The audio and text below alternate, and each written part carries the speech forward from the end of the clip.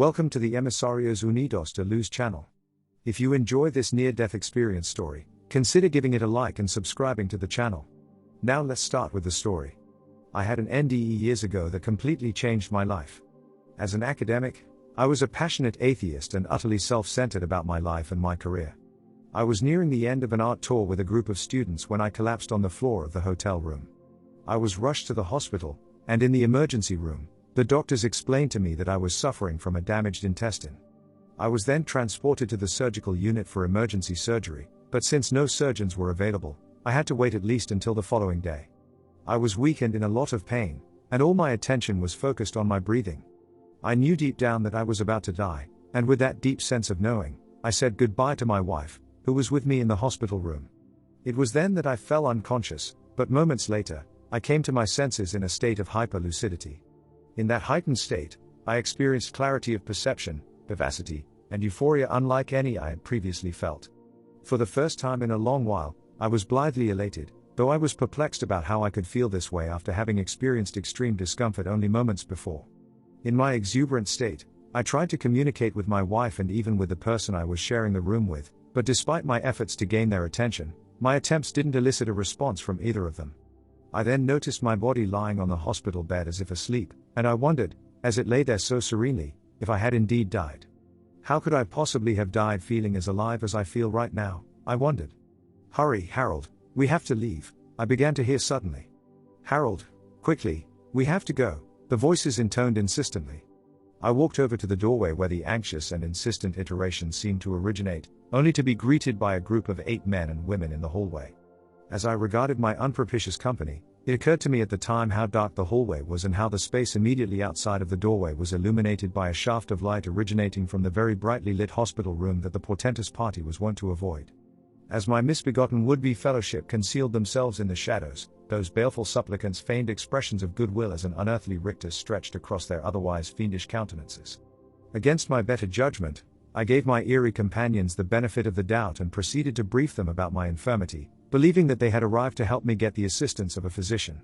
"We already know everything about you. We have been expecting you for a long time. The time has come for you to join us," they replied ominously.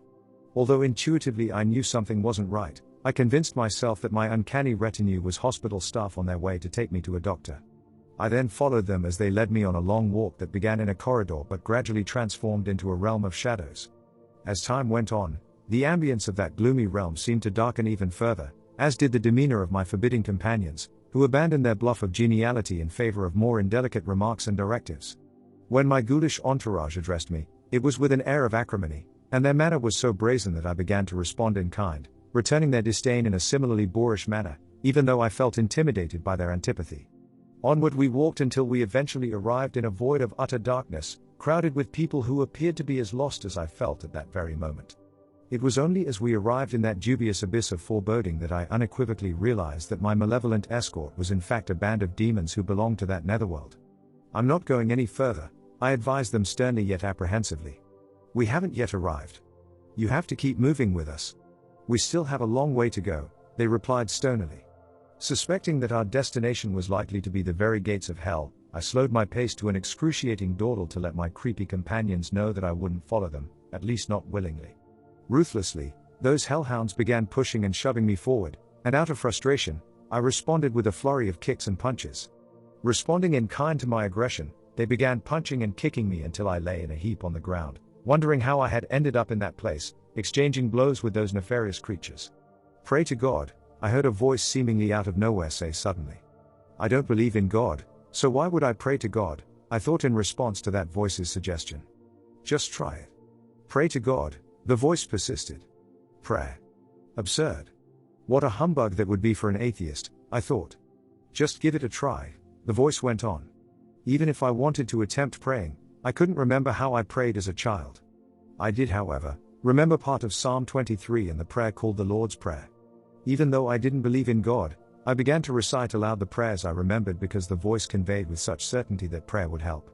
I began to pray, enraging those unearthly spirits into a frenzy in which they hurled the most obscene expletives and threats of violence at me. Through their brutal and intense violence towards me, it became obvious how uncomfortable prayer, and even mentioning God, made them as I continued to pray. My continual prayers caused the demons to retreat into the darkness, leaving me alone to reflect on my life. For what seemed like days, I reflected on the person I had been throughout my life, and as I thought back to my teenage years, it became clear how arrogant and egotistical I had been, believing I was more important than others. I saw myself as God's gift to the world, but through my reflections in the darkness of that in-between realm, I realized that the person I had been was but a mere echo of a real person. Alone and away from the life that I was familiar with, I decided that I wanted to be that real person, that someone whose self-worth is based on an understanding and acceptance of who they truly are, a person who doesn't rely on the validation and evaluation of others. I realized that the ideas I held about myself were nothing more than the delusions of an egomaniac, and with that epiphany, I sank into a state of utter despair. In that dejected state, I suddenly had a vivid recollection of a childhood moment when I and other children were singing a song about Jesus in Sunday school. I remembered how, in my childhood, I regarded Jesus as a superhero who would answer my prayers. With a vivid recollection of how full of hope my faith made me feel in my youth, and with my heart uplifted with hope for the first time since childhood, I decided to pray as I did when I was a child. Jesus, I'm not sure if you care about me, and I'm not sure if you want to hear my prayer, but please rescue me from this place, I prayed. It was then that a light resembling a star appeared in the midst of the darkness, illuminating the void as it approached me. The light, which I felt deep within the core of my being as the presence and light of Jesus, had become blindingly white and seemed thousands of times brighter than the sun.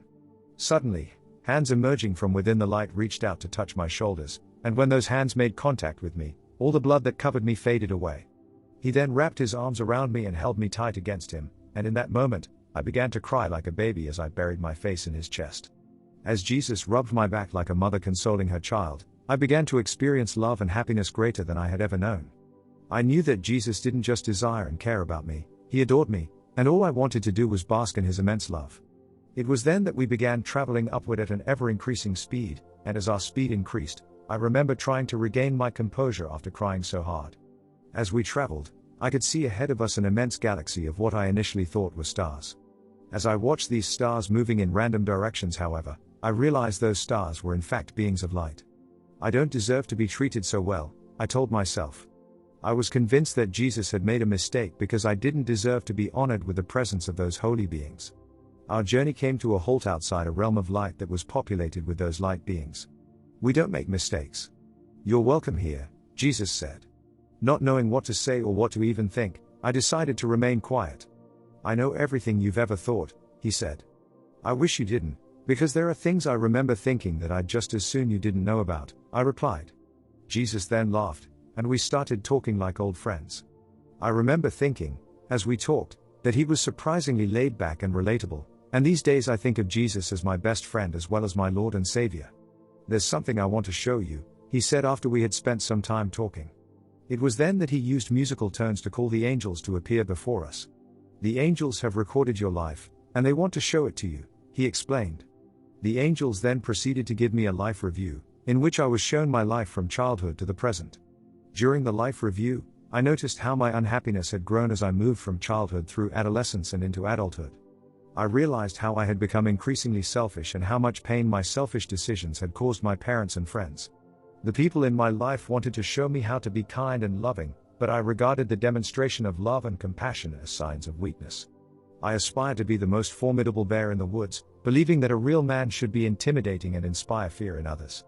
Deep down, however, I knew that the way I was living was destroying the most beautiful and magical part of me and my relationship with Jesus and the heavenly host. At the end of the life review, Jesus asked if I had any questions. I have a million questions to ask you, I replied.